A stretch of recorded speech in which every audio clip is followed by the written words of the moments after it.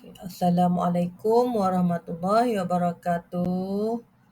Saya Siti Musaddah binti Mak Hassan akan membentangkan tajuk mengenai cara menguruskan tingkah laku bayi kanak-kanak dengan mengaplikasikan prosedur operasi standard POS, amalan, asuhan dan bimbingan kanak-kanak. Pengenalan. Apa itu Taska? Taska adalah Taman Asuhan Kanak-kanak Taska yang menyediakan perkhidmatan asuhan gantian kepada kanak-kanak di bawah umur 4 tahun bagi memberi kemudahan kepada ibu bapa, khususnya kepada wanita yang bekerja. Ianya tertakluk kepada Akta Taman Asuhan Kanak-kanak 1984 iaitu Akta 308 yang memperuntukkan bagi pendaftaran, pemeriksaan dan penguatkuasaan demi menentukan kesejahteraan, keselamatan dan perkembangan menyeluruh kanak-kanak. Taska bukan hanya menekankan aspek penjagaan, ia menawarkan khidmat asuhan dan didikan awal kanak-kanak berdasarkan kurikulum permata negara iaitu KPM yang wajib digunapakai di semua taska yang berdaftar.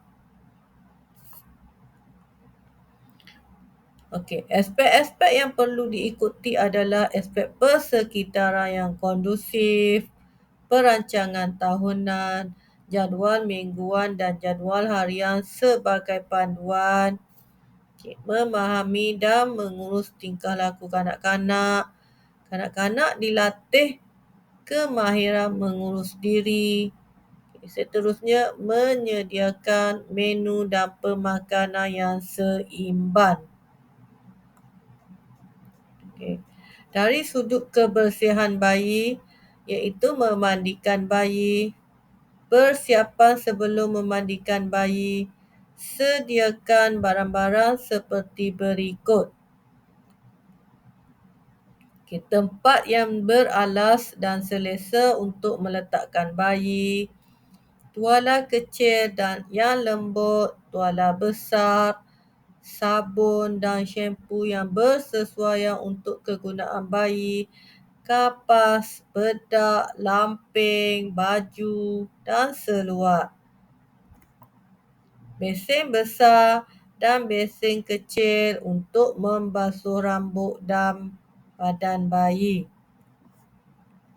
Dari sudut penyediaan air untuk mandian, tuangkan air sejuk ke dalam besen besar, suamkan dengan air panas.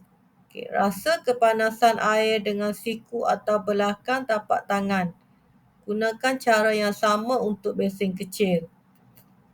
Jangan sesekali menggunakan air sejuk kerana ia boleh menyebabkan suhu badan bayi menurun dan hipotermia. Basuh tangan dengan bersih sebelum memandikan bayi.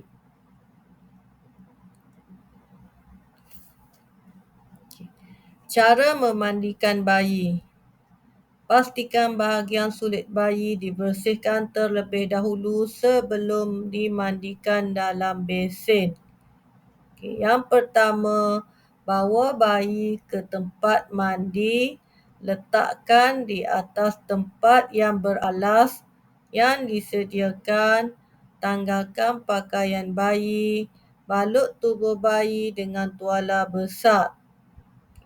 Kedua, lembapkan kapas, bersihkan mata bayi dari arah hidung ke hujung mata kiri dan kanan. Gunakan kapas untuk sekali guna sahaja. Yang ketiga, bersihkan telinga dan hidung dengan kapas lembap yang baru. Dan yang keempat, bersihkan muka dengan tuala kecil yang lembap. Kemudian, lap dengan tuala kering.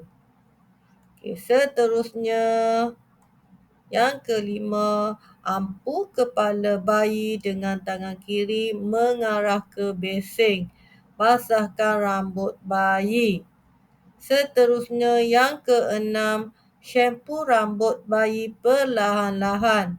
Gunakan tuala kecil untuk membersihkan lebihan syampu. Jangan guna kuku untuk mencuci kepala bayi. Yang ketujuh, bilas rambut bayi dengan air hingga kesan syampu hilang. Yang kelapan, lapkan rambut bayi hingga kering dengan sebahagian dari tuala yang membalut tubuhnya. Kesembilan, tanggalkan tuala dari tubuh bayi. Kesepuluh, sokong kepala bayi dengan tangan kiri. Pegang kuat di bawah ketiak kirinya terlebih dahulu. Cara memandikan bayi yang seterusnya adalah masukkan bayi perlahan-lahan ke dalam beseng dengan memasukkan kakinya terlebih dahulu.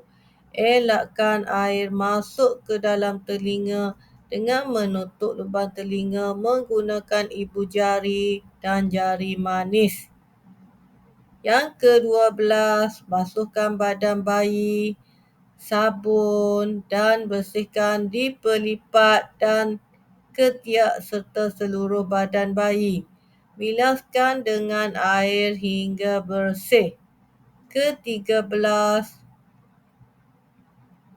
untuk memandikan bayi, pada bahagian belakang badan dan punggung, sokong bahagian depan dengan tangan kanan dan pegang kuat di bawah ketiak kiri bayi. Ke-14, apabila selesai, angkat perlahan-lahan dari beseng dan letakkan bayi ke atas tuala kering. Ke-15, lap badan bayi, terutamanya di pelipat peha dan ketiak.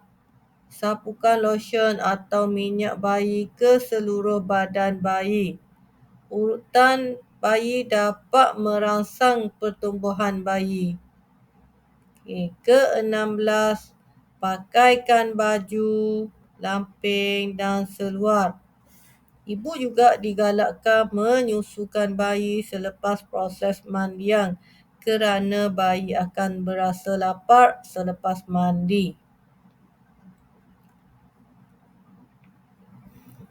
Dari sudut kebersihan kanak-kanak, kanak-kanak boleh digalakkan mengamalkan kebersihan, khasnya semasa melakukan aktiviti lazim. Kanak-kanak yang berumur 1 hingga 3 tahun kan memahami dan mengikut setiap arahan mudah.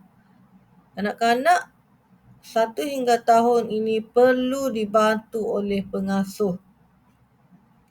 Manakala kanak-kanak 3 hingga 4 tahun boleh melakukannya dengan sendiri. Antaranya adalah mencuci muka, memberus gigi selepas bangun dari tidur dan selepas makan, mencuci tangan dan kaki selepas bermain di luar, mencuci tangan sebelum dan selepas makan.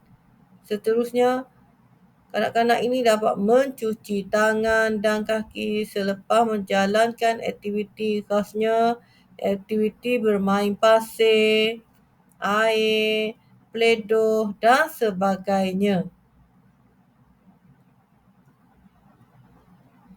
Sebagai kesimpulan, proses mandian bayi perlu dilakukan dengan cara yang betul dan selamat. Ia bagi mengelakkan bayi mengalami kecederaan yang tidak diingini seperti telinga dan hidung yang dimasuki air dan kulit bayi melecur. Kebersihan adalah amat penting dalam menjamin kesejahteraan kanak-kanak dan bayi. Pengasuh harus memberi perhatian yang rapi terhadap menjaga mutu kebersihan untuk menentukan kanak-kanak dan bayi sentiasa berada dalam keadaan yang sihat dan ceria. Okey, ini adalah bahan rujukan yang saya rujuk di internet.